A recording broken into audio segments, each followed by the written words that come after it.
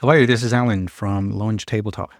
In this video, I'm going to use a customer's supplied artwork as an example of how you could create your own die lines when the die line itself is more complicated and not standard shapes. Looking into this particular customer's issue, they have a number of problems. First of all, this whole thing is a single piece of image, which is a problem for the artwork validation. The die lines need to be separate vector objects, not just baked into the artwork. This will be a problem if you print this because the lines will be printed as part of the image artwork. So the whole thing will just print like this, which is obviously a problem. First things first, looking at this customer, the way that I would, and this is the only thing that has been supplied to me, is I need to have a proper cutout of each of the characters. Luckily, I did that off screen. I'll just put a black background there so I know where the cutouts are better to the contrast, but it's now fully cut out properly. What I might also do in this scenario, I think this is going to seem weird, just follow me for a moment. First, we will open up the template. So let's start with this to begin. So we'll call this the template. And then we also have the artwork layer. The artwork layer beneath, lock in the template, just good practice. And we can drag this into our Illustrator. Let's align this. So the weird part comes, I'm actually going to cut out each of these characters.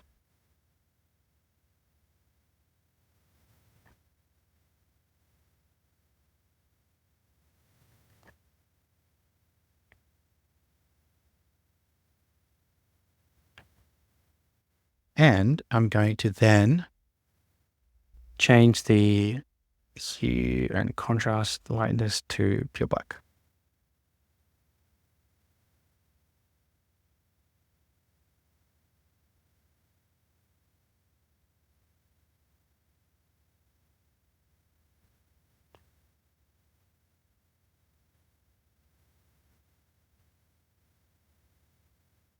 And then I'm going to drag each of these .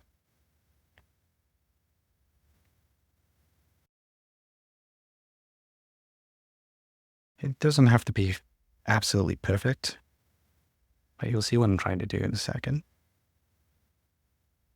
So now we can use image trace. This will be a black and white logo. And we can expand that trace. So now, minus the white, this is essentially a line. If we reverse that line, then there we go. We've got a line essentially. We'll do that the same for each of these. Expand each of these. Black and white. Expand. Make sure to get rid of the white portion of the trace.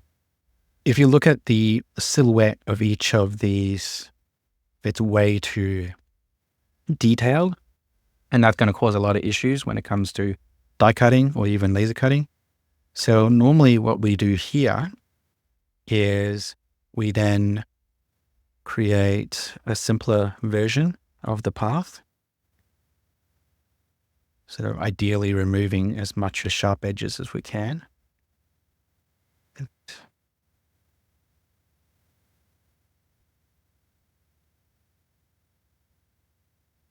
We can tweak this further by using the smooth operation.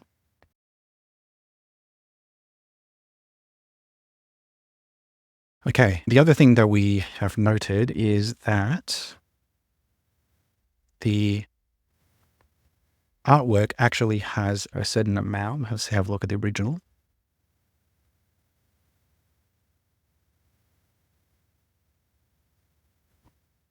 We can see that there's a certain amount of white that sits outside of the artwork.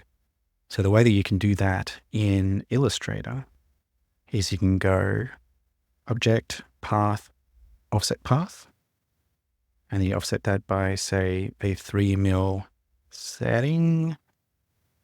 Yeah, and that looks pretty good. And then we can just get rid of the original one. And that looks pretty good. And the shapes are all fairly okay. This one might need to be joined. Yeah, that's not bad. There's a fair amount of tweaking involved in this process. Okay, I won't go into too much detail there. Essentially, this would be the cut line, and then we go to path, offset that by another 3 mils for the bleed line. That looks pretty good. We do the same for this guy.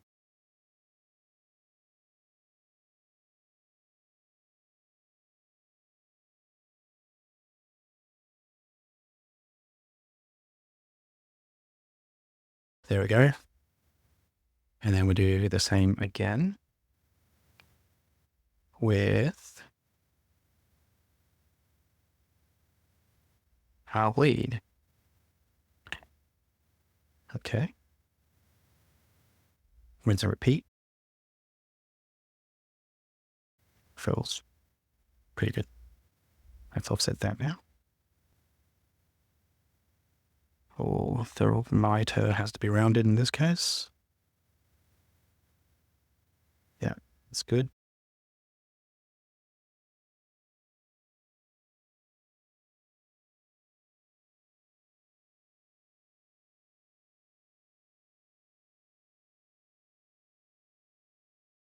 Okay. So now that this is done, there's a couple of additional things to keep an eye out on. And that would be the distance between cut lines. So that is 5.8 mil. It has to be 6 mils at least. First things first, let's make sure that our cut lines are in the right place.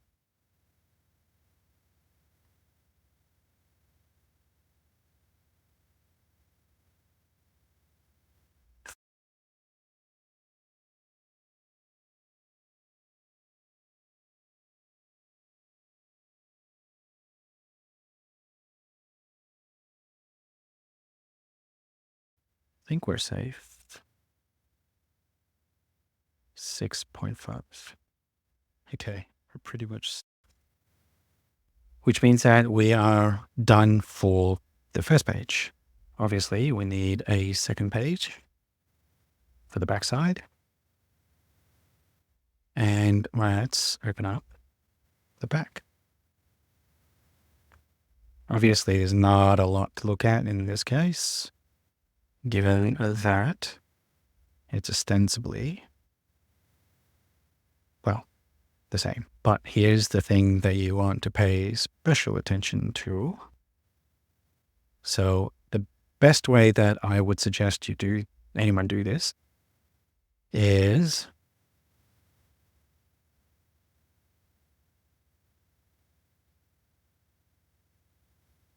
grab exactly the dimension of the board. You can set whatever color you want. This is just used as a reference. Click on your tokens, combine them as a group, copy that, paste it, reflect vertically. There we go. Now you can get rid of the reference behind. Why do you want to do that? There could be situations where your artwork is not centered, because you could have things more on the left than the right, or you mirror it, it's going to cause issues. If you mirror the entire, it's always going to be centered, so you're going to get accuracy that way. In many cases, if you have text, you'll have to make sure that when things are mirrored, you need to fix that part. A lot of people forget about that. But in this case, because there is no text, this is fine. And what we can do is we can save that. Actually, what I'll do is I'll save that as 2 separate files, front and back.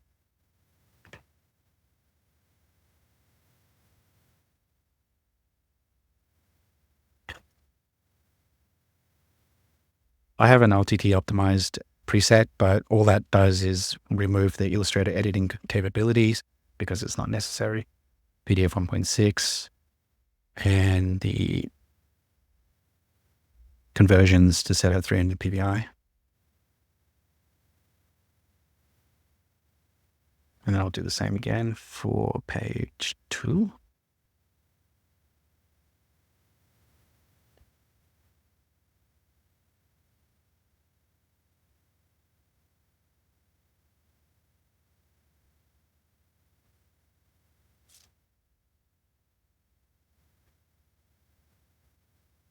Okay, so we got a back and a front.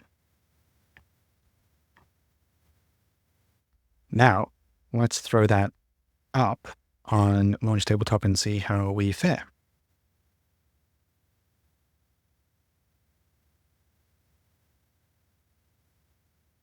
So I've got a square small one that's already been preset. We want to put the front one in, place the back one in.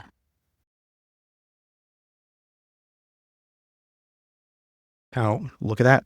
This one has already been successful. Don't see any reason why the other one wouldn't be success. And that's all. Thank you for watching.